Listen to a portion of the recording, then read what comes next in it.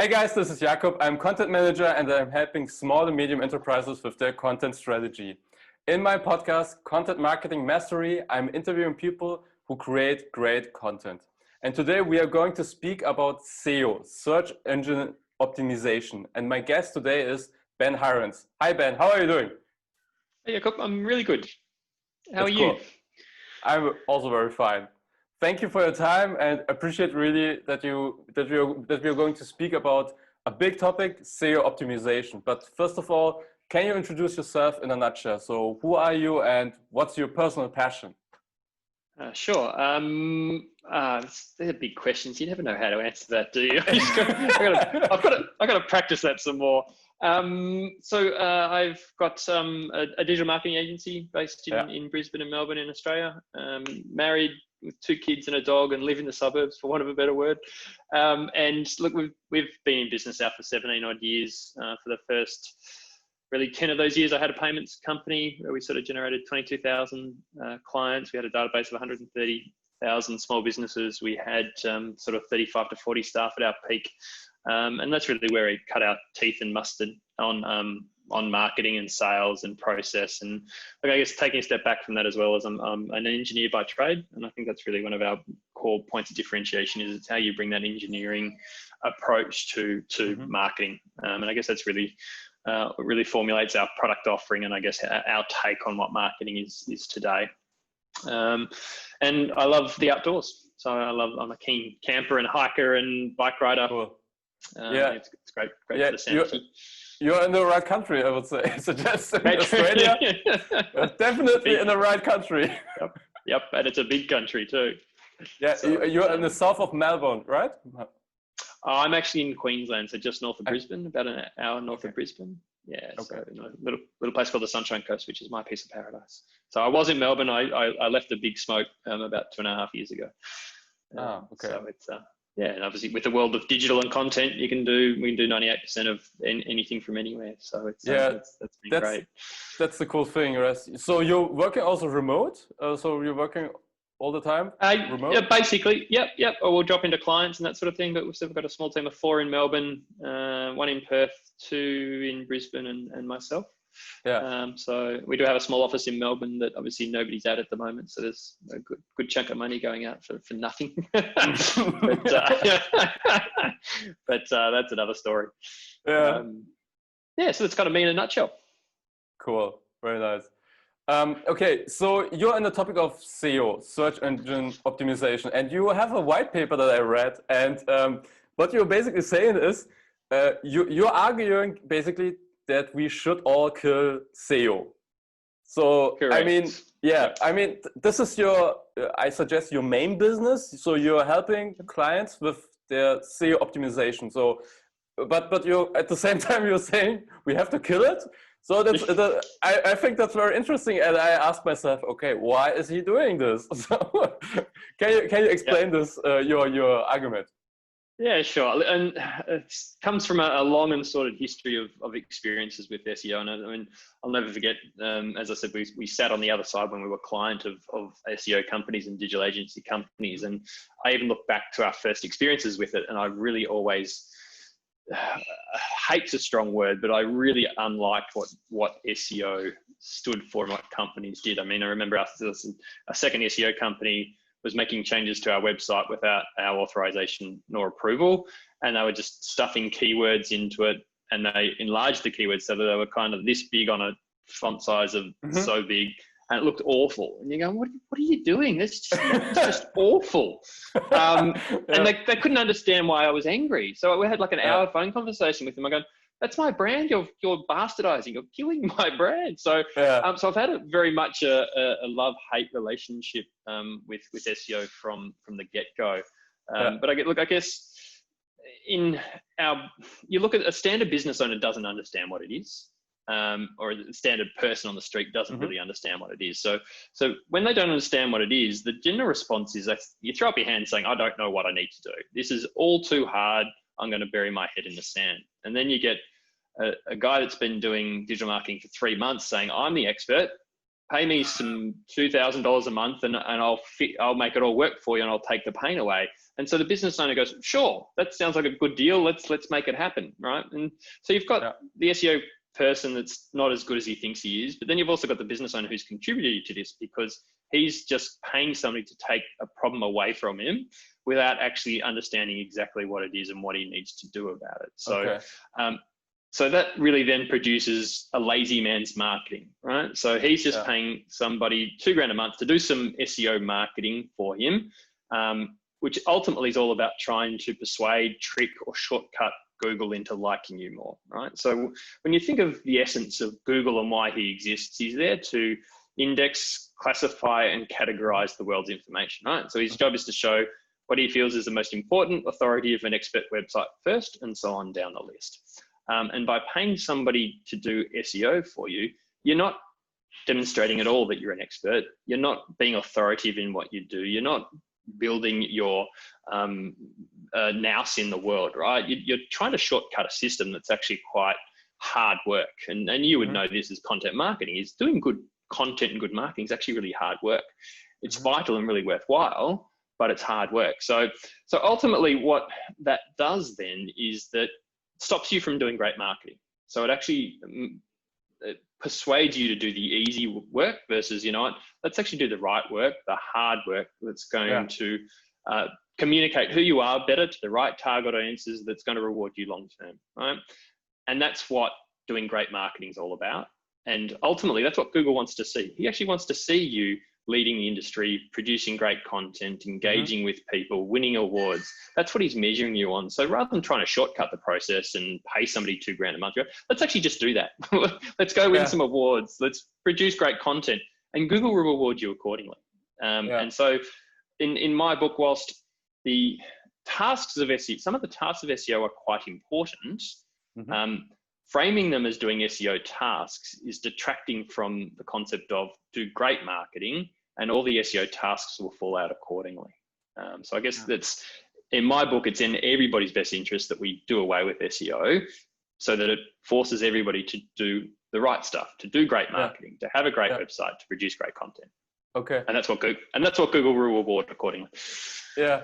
I'm just curious. I'm just imagining myself, you're sitting with a new client and he comes to you and he says, yes, Ben, we want to do this SEO thing. And what are you saying to this person? Are you saying, are you killing his dream? Or what are you saying to this person? I'm just saying do it the right way. This is not about doing SEO. This is about how we're going to market your business better. So how are we going to find a target audience, communicate to them, display that, show them that you're the expert, provide some value to them. So that's what we want to do for you. We don't want to do SEO. We actually want to market your business bloody well. So let's do that, and let's focus on that, and let's not focus on SEO. So you're explaining SEO as one part of the whole marketing strategy. So I'm getting right? In a way, right? So if you break down SEO and what it is into its core components, it's actually just parts of other marketing. So example, what they refer to as on-site SEO. So working on the website, right? All that really is, build a great website. Build a great website that loads quickly, that has a really good user journey, that has great content that answers all your customers' questions. That's a great marketing, right? So that ticks the SEO box of on-site SEO, right? The next one is to say, what they call backlinking in SEO, or all the links you can get from other people's websites to your website. There's things to market your business well, is you should be found on all the main directories. So in Australia, it's True Local and Yellow, Yelp, word of mouth, Womo, all those main directories you should be found on, right? So that's just good marketing. Your marketing coordinator assistant should be building all those for you, right? So that ticks that SEO box. It's just branding online. And then the final piece of the puzzle is your game, it's that content marketing. So this, how do you get an article in the industry magazine? How do you get your publications to pick you up, right? So that's all about producing great content. So doing all those things of marketing a business, you're actually ticking all the SEO boxes. So you can then ignore SEO because you're doing all the right things under the other headings. Yeah. Does that kind of make sense, Mike? Yeah, absolutely. Yep. So I'm just thinking about, because I worked with tools like Search Metrics, where you SEO optimize blog articles, for example. And I'm just thinking myself, okay, did I waste my time? It's just all the skill. I mean, I got it, and you're completely right. Google is becoming smarter. So actually, is it really necessary to have a tool to SEO optimize a blog article? Just deliver value up front. So give your best shot in every piece of content that you have, and Google will love you in any way. It doesn't matter if you use search metrics or not. Correct. Okay. You're spot on the mark. So you know what? When you do a blog article, you need to put a good title on it. You need to describe what it is. The meta description, you need to describe what the article is about. It's got to have a good flow to it. And so that's all you need to do. So there's nothing else you need to do to that article. As long as it's a good article, it engages well, it's to your target audience. And the beauty of doing that is that you'll get rewarded today by Google, you get rewarded tomorrow by Google. But as Google gets smarter and smarter and smarter, in 6 and 12 months time and 18 months time and 2 years time, he's going to reward you more because it's a great bit of content. Whereas this concept of let's produce some content because Google wants you to, hogwash. Produce great content that's for your target audience. You should be producing content just for the sake of content. Yeah, definitely. Okay, so it becomes more important to deliver good content. That's so what I'm hearing. Okay, cool. And such topics like keywords. I mean, in the old days we had this keyword research. For example, when I want to dominate content marketing, I should include in the title content marketing and in the subtitles and also in the meta titles within my backend. Is this gone, or should I still use such tactical moves?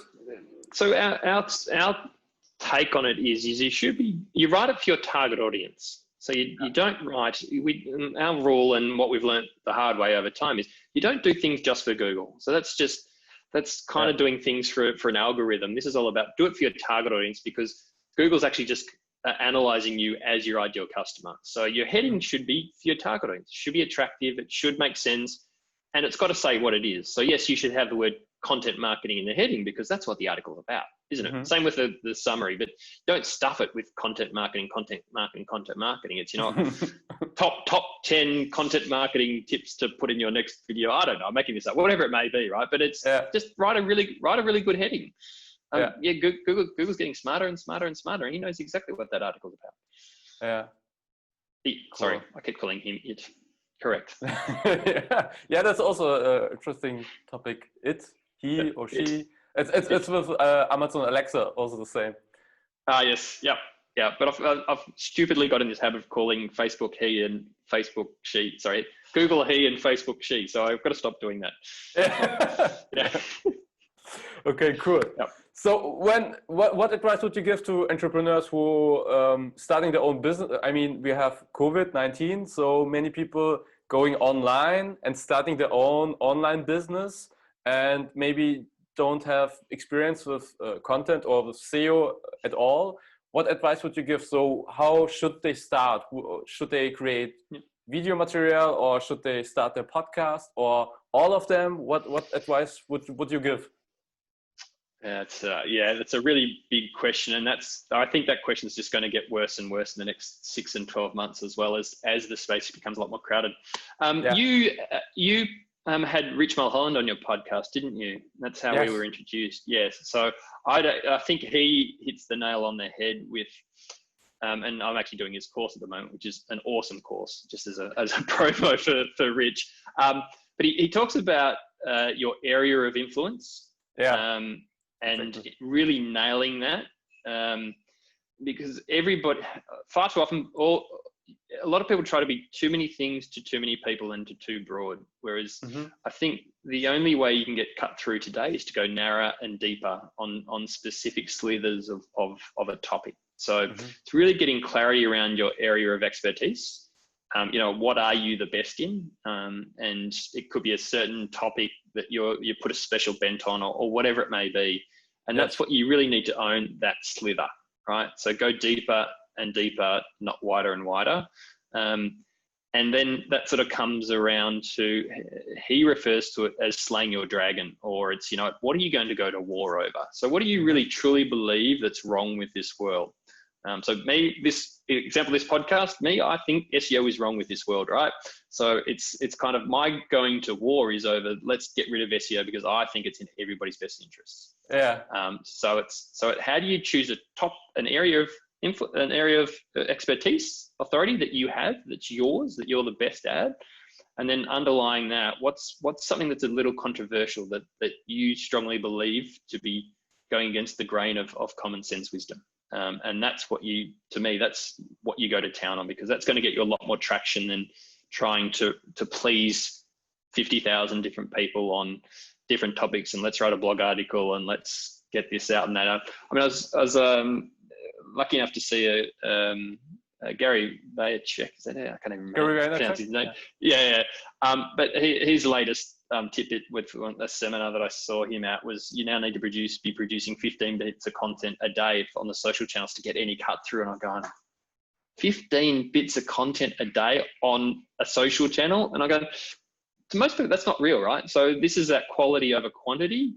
So once you choose a really tight niche that you are the best in the world at, and there'll be one, you just got to spend some time finding it, and then go to war with something in that niche. In the case of Gary Vee, I have to say he has this this PDF where he explains how he created 64 pieces of content a day. 64 or 61, I'm not sure. I consumed this. So it's true, you have to produce quality, but what he says is, I'm producing quantity and quality. And he's throwing away content, and he's looking to the reactions of his community, and then he's reacting to the reaction of his community. So it is the cycle of content that he produces, and for him it's working very well because he is in this game of creating himself. So he's not speaking from a standpoint of you should do this as a consultant. He's really living this and also producing himself. So for him it's working. Yep. And look, I think that's the other thing that you can learn from him is once again, he's the epitome of being the best you, right? So he does it so well. He's Gary. Everybody knows that. It is him to a T. And I think that's the other lesson as part of that area of authority is be the best you. Just be who you are and what you're true to and what you're great at. Find that niche area of expertise and go to it. But ultimately, it's be true to you and then be the best you. And he's doing that amazingly well. And I think we can all learn from that. But once again, I think everybody's different. So don't try and be Gary. Be you. Be who you are. No, you can't beat him. No, correct. You can't beat him. Yeah, correct. But the cool thing about this being you, I heard to the Problem Solver podcast from Jason Pfeiffer, who's the chief editor of the Entrepreneur magazine, and he interviewed most recently, I think 1 week ago, Gary Vee, and Jason explained how Gary has this different roles. I mean, he is authentic himself, but at the same time, he's playing some role for his community. So, I mean, he's saying the F word very often and very loud, but he can also be the professional business person and speak about their journey as an entrepreneur. And that's the cool thing, that you have to be authentic and yourself, but at the same time, you can create, you don't have to, because many people have this problem. I don't want to share personal things in my content, but you can play quote a role where you play another version of yourself, maybe a better version. Yeah. Oh, absolutely. Yep, absolutely. Wholeheartedly agree. Cool.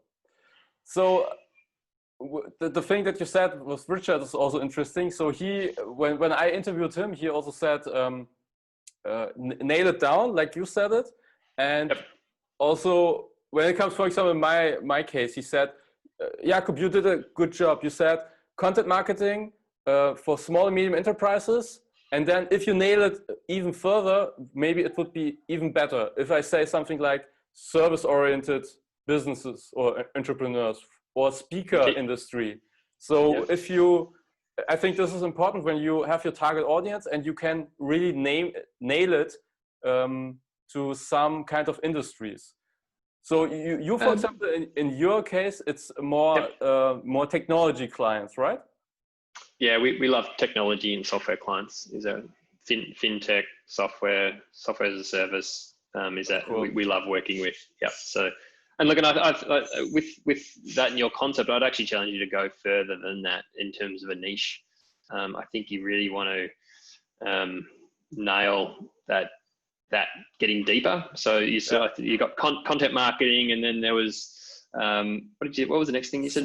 Small business. Yep. Small medium enterprise. Yeah. I would keep going further because I think there is a world of new opportunities popping up. So I was lucky enough, there's a personal branding person in Sydney I'm just starting to do some work with, and there's a series of questions about why you, but one thing she really asked is why now, right? So what's going on in the world that makes you the most relevant you to whoever it may be? So I think there's things you could do around, so whether it be content marketing for small business, but digital novices or something. So you could build a whole array of tools and tips on how to actually kickstart your business online, or it could be to take it to the next level, or it could be, do fintech. How do you run great? So I think just once again, just ideas that I think the narrower niche you get, the quicker and easier it is to get results with your message. So it's I think taking that next couple of levels would be really worthwhile for everybody. Yeah. So when I prepared a couple of questions, I thought myself, okay, how important is, in your opinion, Google My Business? So there's a service where you can register your business. Is this something because you can also post material, post pictures and videos? Is this something that you recommend? Okay. Yeah, you want to set it up well. So it's worthwhile spending a couple of hours on telling your story well, getting all the details right, good images. You need good reviews. So you want to continually get into the review process. At the same time, you don't want thousands of reviews. So it's actually got to be legitimate. So up here, our real estate agent, who I detest with a passion. Do you call them real estate agents in Germany? I just wanted to make sure that. Yeah. And they're awful, right? Everybody knows these people are awful. The service is terrible, whatever. But they've got like 600 5-star Google reviews, right? Like no bad reviews. And God, that's not real. You smell that, pardon my French, bullshit straight away, right? It's it's not real, right? But if they had 44.1 star reviews, you go, that's real. I like that. So got to be real, got to be honest. Everybody knows you get bad reviews, so don't try and cover up bad reviews. Everybody knows there's some real not very nice people in the world, and that's kind of it. But I guess one thing with that is you want to make sure all your details align. So your website has got the same information that's on your Google My Business, that's on your Yellow Pages listing or your Yelp or whatever, so that it's got the same address, the same opening hours, all corresponds. Because once again, that's part of Google's making sure that you're a legitimate business. Yeah. In those checks and measures, but that's about all you need to do for Google My Business. But you also. Sorry for interrupting. When you have bad reviews, should an entrepreneur answer to it because you have this opportunity? Yep. Okay. Yep. You should answer every review, good and bad. Say, great, thanks for your feedback.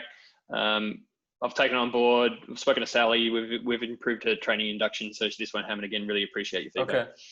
Okay. And be honest. You know what? If they're a really not very nice person, I keep going to use rude words. Can I swear on this podcast? So if they're an asshole, right? Tell them you're an asshole. I think you're an asshole. You were rude to my staff.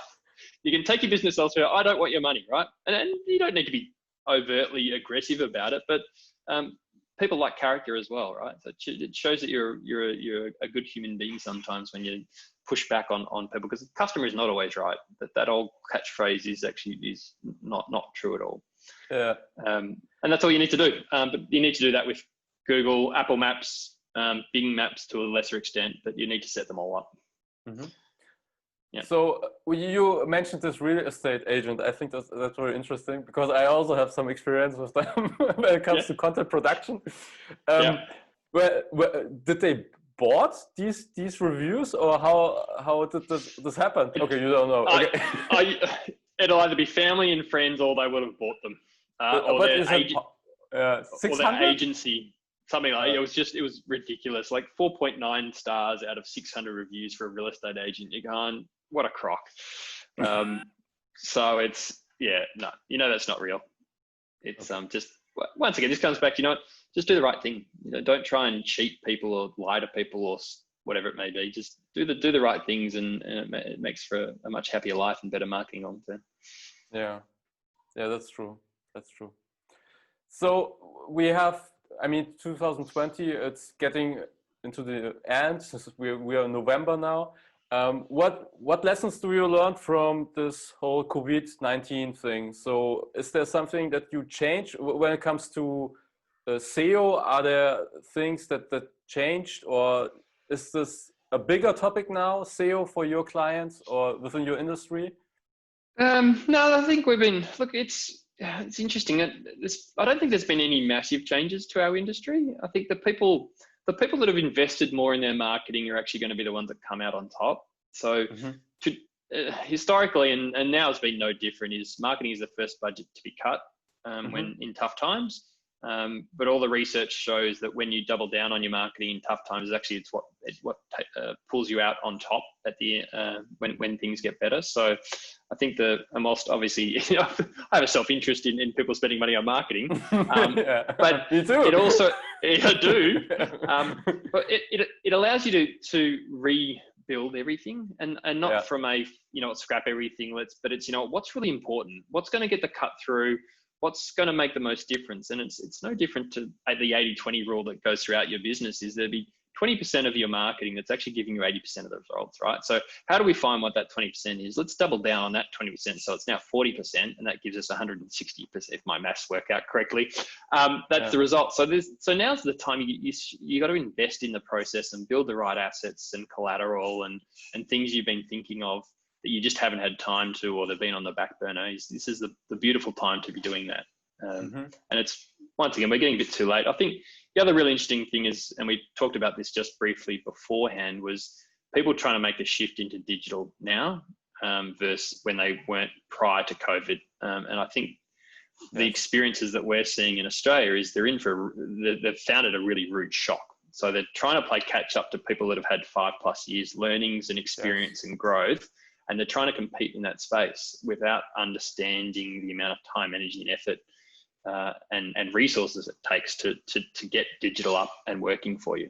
So the smart ones will work it out, and they'll be prepared to invest in it. And the ones that, once again, niche in the right areas. But I think for 90% of people is that they're going to be flogging a dead horse because they haven't gone through the trials and tribulations of what it takes to make things work in the digital world. Yes. So to some degree, you can buy into the learning curve, but after a while, it's not possible. Correct. So 20 years ago, you could open a retail shop in a retail strip and you'd make good money, maybe 30, 40 years ago. And that just doesn't work anymore. You've actually, once again, the smartness of people and their ability to choose is astronomical. So this is, once again, why your marketing is so much more important, is you've actually got to prove how good you are. You've got to connect with people. You've got to show them that the value you bring to the party is more than the competitors. You need to fulfill on that promise with the rest of your business. And it's rapidly changing that, the consumer's the one of choice versus historically you open a store and you'd make money out of it. So it's that shift mentality. If you haven't got that, you're not going to get it in the future. So there's got a lot of people that test and try a lot of things, but they haven't got the learnings to go with that to show how important it is to get right. Yes, exactly. Okay, like it. And that's why I think you're in a great position, right? So you're in this amazing world that businesses must have, and unfortunately, 95% of them don't know what to do with it. They actually don't know what content is or how to produce it or what's important or not. And I think you're in an amazing position to help people with that. Yeah, I think it's good timing now for content. That's true. Yes. So but the other thing is, I agree totally to what you say. I mean, it's a big big opportunity for all of us. It's a time window, so to say, into the future. But either you see it like we see it, or you see it and you're shocked and you don't move as an entrepreneur because you don't understand it, and maybe it's this Facebook thing and this digital world is nothing for you. But I think that's important, that the mindset is important, that you don't have to do it all yourself, that there are people around you that can help you or support you. That's, I think, the important thing to all the people who are, so to say, who are shocked or about the situation. Yeah, absolutely. And it's every part of your business is driven by people. So if you don't have good people, you're dead in the water. And I think, once again, the bane of every small business owner's existence is staff, is making sure we've got good, competent, skilled staff. And that's literally is half the battle, is finding those staff that can help you. So whether it be a content strategist or a digital marketing company or a web dev company or whatever, you need to find really good people. And once again, it's like everything else, there's a lot of people out there that might be a bit lazy or not quite as good as they say they are. And the world of marketing is no different. So you've really got to sift through to find the diamonds in the rough. But when you find them, they're worth their weight in gold. Yes. So you also have these good people in your company. Can we speak a little bit about? Yes, I do. Good segue. Yes. Can we speak a little bit about your company? And we spoke a little bit about your target audience, but what exactly are you helping your clients with? And I'm also interested in how big your company is. So how many people are working in there? Yep. So there's 8 of us. In the team, so quite small from an agency perspective, particularly on a global scale. So in Australia, it's obviously we're a much smaller economy overall. At the same time, I think we're probably well and truly punching above our weight, as we would say. So it's I've deliberately gone out of our way. So once again, having sat on the other side and realized how important people is we've gone out of our way to only recruit really senior people, talented, capable. So okay, cool. Minimum of 15 plus years experience, been around the traps a lot. Most of us have also had our own business before. So understanding that mentality is really important to us. But ultimately it's our job to make sure we do the right stuff from day one. And get the results as soon as possible. So look, ultimately it's our real core search. So how do you use your website and Google to drive growth and results for your business? And then coming back to my background around the engineering is, we really refer to ourselves as marketing engineers. So how do you bring that engineering discipline in the designing of the complete system you need, the analytics and optimization to that sort of work, and then working with a great team of people to execute timely, effectively, and efficiently, and steer the ship in the correct path. So that's we only ever work with maximum 25 companies at any one point in time. So we've set a deliberate limit, both in terms of clients we want to work with and also the work we do for them, which allows us as a team to really do what we do well and love doing. So we're not chasing the next customer or the next wave or trying to squeeze 4,000 clients into 2 account managers type proposition. For us, it's we need to do great work. Yeah, there's no point in otherwise. That's cool.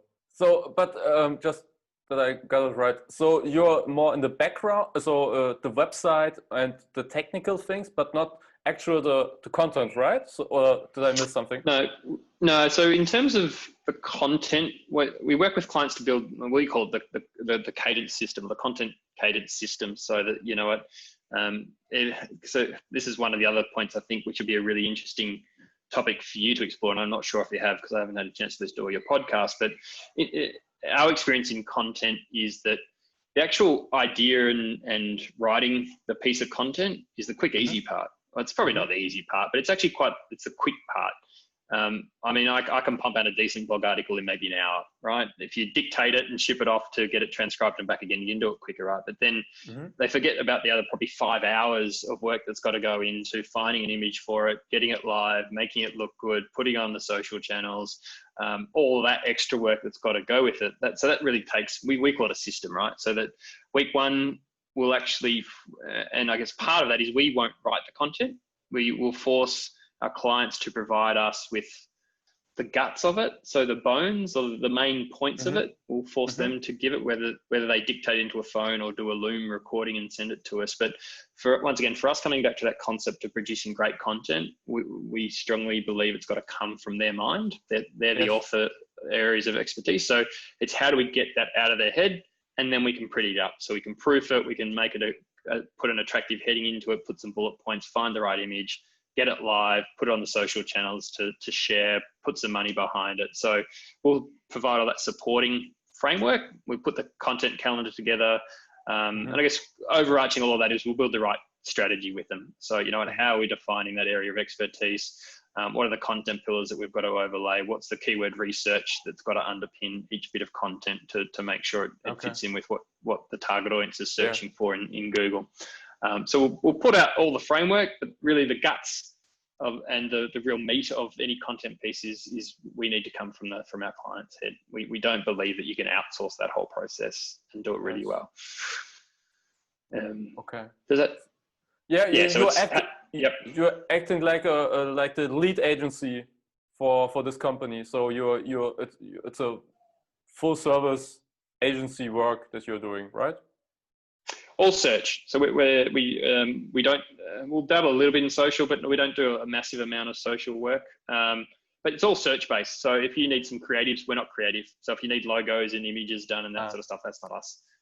So it's really all search based, which is your website, content, the death of SEO, if you still want to call it that, Google Ads, is really the crux of our business. And then we've built a whole system that underpins it. So from a strategy perspective around target audience, value proposition, customer journey, and then obviously how we bring that to life in your digital assets, the analytics and all the tracking reporting that needs to go underpin all of that. And then we overlay that with the management framework and the improvement and optimization process across the board. So once again, what's the weekly meetings you need to have with a client? What's the WIPs, the work in progresses, and where we're up to? So really building that whole, one thing we call it a system. It is a search digital marketing system that you need to really do things well.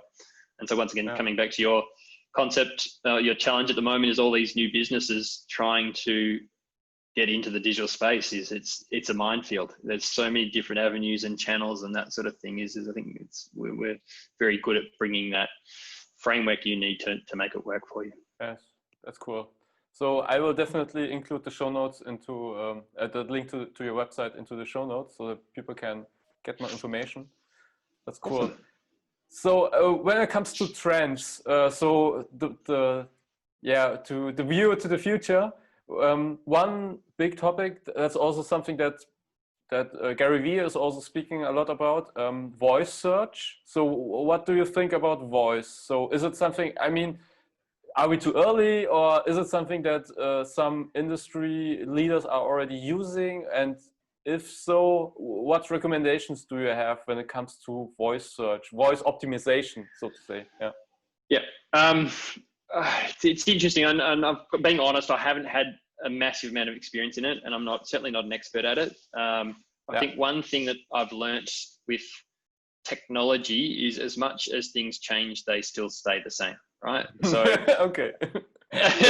so you look at all the technology we have, yet business is still about me having a relationship with you and you liking me and paying me money.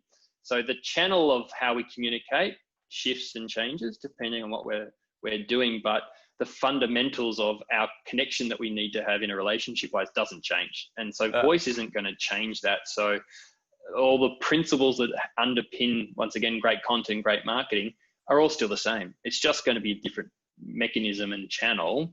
And also the other thing we've noticed with Google, Facebook, and those big players is all their development is driven to, it's not the right word, but it's the lowest common denominator. So they're trying to make everything as easy as possible it is for everybody, right? So that means that they will actually make that voice search will integrate into everything you're already doing. So my take on it is you actually, as a business, you don't need to change anything you're doing. All the tools will will come associated with that. And so coming back to, I think you're on a similar mindset is, you know what, do great stuff. Let's do great marketing. Let's produce great content. That's your focus, because the tools, the algorithms, and the search and the speech technology will just overlay all of that. So it'll just read a great blog article, and all the things that are coming into Google at the moment around that, the speech and search is, I believe, all based around all the searches anyway. It's just in a different format. So it's still the same question that somebody would have typed in historically, but they're just saying it. And so Google's still showing the same information as a response and answer to them. So it circles back to, it's going to change, but it's going to stay the same. So it's the focus on what you do. You don't need to change. And look, if you've got a very specific niche that's going to work in that space, a different proposition. But for 98% of businesses, just once again, focus on your customer, building great relationships and marketing well to them. Yeah. Okay. So the fundamentals, building relationship, creating good content, and don't focus so much on the technical side. So because it's becoming easier. Yeah. Correct. Isn't it? They are. I mean, you look at the changes Google's been rolling out to its Google ad platform. It's trying to take any human smarts out of the equation, which is horrific, by the way. That's another war I'd love to go with Mr. Google. He's removing more and more of the actual data that you can get out of it to see if you're doing a good job or not, and that's horrific. But he's trying to make it as simple for the layman as possible. It's his whole its mantra at the moment is to make it simple. So it just Google is deleting data, or what exactly do you mean? I didn't get that point. So what in the Google Ads interface in the background, when you type the term into the search box and your ad shows for it, you get to see, or you used to be able to get to see what that exactly was. So you could see, was that a good, and here obviously marry up to the keyword you've chosen, and you'd see if it's a good search on. So for example, it might be content marketing agency in your book, but somebody actually typed in employment at a content marketing agency, right? So you as the business running a content marketing agency, you don't want to be paying for people to click on the word job or employment at. So you'd see that in the search queries, and you'd say, let's put that as a negative, right? So that your ad will never show again for that as a search term. He's taking that ability away from more and more searches. So you're actually now paying him for things you actually don't know what he's done with that, which I would have thought is quite illegal, but he's doing it, and it's doing it, and it's getting away with it. So, and it's getting worse and worse. So I think rough figure, and I don't know the exact stats, but you used to be able to see sort of 60 or 70% of those search terms, and he's taking, I think it's down to 20 or 30% or something like that. So which is it's not a good thing for Google Ads customers. And it's interesting that very few people are up in arms about it, but they should be. The big spenders will be blowing a truckload of money, not knowing it and doing nothing about it. And the only person that actually wins out of that is Google, funnily enough, because he just makes more money without having to define it. Yeah, so it's once again, I don't know why, but nobody's up in arms about it. There's very few people up in arms about it. Yeah, but when it comes, because I use Facebook and LinkedIn ads. I never tried Google ads when I'm honest. So how do you? Is there a race between three of them? So what horse would you bet? you're using mostly Google ads. They're both behemoths. Sorry, all three of them are behemoths. So in terms of, they're very different channels, right? You got to keep, once again, the simplicity of marketing is that it's either a pull or it's a push, right? So pull means people are actually actively looking for it and they want to see it, which is what Google is. So traditionally, it's a much higher intent person that you'll capture because they actually want the information. So I'm going to Google content marketing agency because I actually am interested in finding a content marketing agency. Whereas social is very much, you're interrupting my day, right? So you need to push them a very, very attractive message for them to click on. And once again, that visitor is a lot lower intent. So if you bring 100 visitors through Google Ads, you might expect a 4 to 6% conversion rate. So you might get 4 or 6 leads out of it. Facebook might be 1 in 100. And it's very different depending on the offering in the industry and that sort of stuff. So, but they're all very different means of achieving what you want to achieve, and how you do it. And LinkedIn's just a different kettle of fish altogether. Somebody was saying it's the most profitable social media platform ever, because they don't invest in it. It's been the same sort of platform for 5 years now, and it's booming. But once again, the difference with Facebook and LinkedIn and Google is you have a lot more control over Google Ads. You can choose the keywords, you can go through the improvement process, whereas Facebook and LinkedIn is, here's my ad, here's who I want to target, go do your thing. So you have no idea where it places it or who actually sees it. So there's a lot more control over Google, and there's a lot more you can do with it in terms of that cost management. So it's we love Google Ads just for the sheer power of what it can do. Cool. I will think about this again. Where to invest? And I think, and particularly for you, you got to go niche though. So once again, going after key terms like content marketing agency, you got no hope, right? Long term you could, but you go niche, you go fintech content marketing agency, and just once again own that space. It's cheaper, quicker, simpler, easier, get better results. So niche is all that niches. Cool. Okay, thank you. My last question is, who would you recommend for my podcast? That's a really good question. I always struggle with this one. So look, I think the one person who I'd love to see on a podcast, but I think you've got no hope of getting him, would be my brother. So I think, and I love the concept of learnings from, failures aren't the right word, but I think just people's journeys that go up, and he, I like to refer, he had like a retail, I call it an empire. So in Australia, it was a bit of an empire. So it ended up with from 0 to 26 stores over about 15 years, and employed 300 people at its peak and all that sort of jazz. Was doing really well, and then got caught up in a few things from a supply perspective, and a lot of external bad things happening to that business. And retail obviously traditionally has gone through the doldrums over the past 8 years, but just rolling that roller coaster to literally walked away with very little out of it. Amazing stories and learnings that for some reason people only want to interview currently successful people, whereas to me he's got a lot more learnings under his belt than a lot of successful business people, for want of a better word. So I think he would be interesting. I think the other one is, I think very related to the points you've touched on, is personal branding. Is how do you define that area of authority? How do you choose how to go to war? So there's one or two really great people in that space. There's a Nicole in Sydney who I mentioned before, who'd be really worthwhile getting on board as well, because I think that would be a good learning for your listeners. Would love to get an introduction. Absolutely, happy to. That would be great. Okay, Ben.